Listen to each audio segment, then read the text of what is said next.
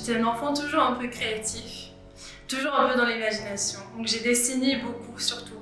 J'étais toujours en train de créer des choses. Mais en fait, après mes études, je l'ai fait quasiment plus. Et en fait, c'est grâce à ma grand-mère que j'ai repris la peinture. Et quand elle a arrêté, elle m'a donné toutes ses peintures, ses tableaux qu'elle avait, ses pinceaux et tout.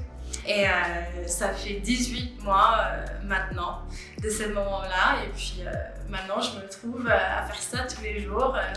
Et j'ai cette galerie ici.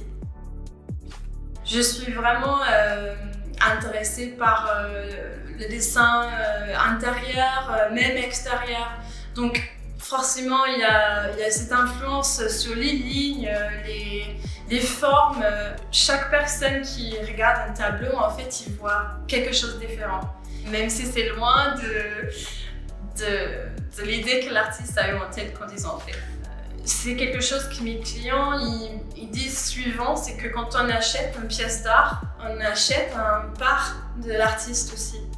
Et je vais pas forcément penser comme ça avant, mais dans certains sens c'est vrai.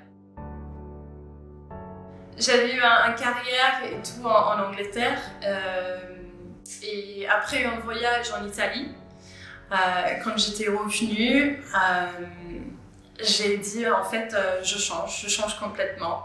Et j'ai vendu toutes mes affaires, j'ai vendu tout ce que j'avais et j'étais partie avec deux valises en France.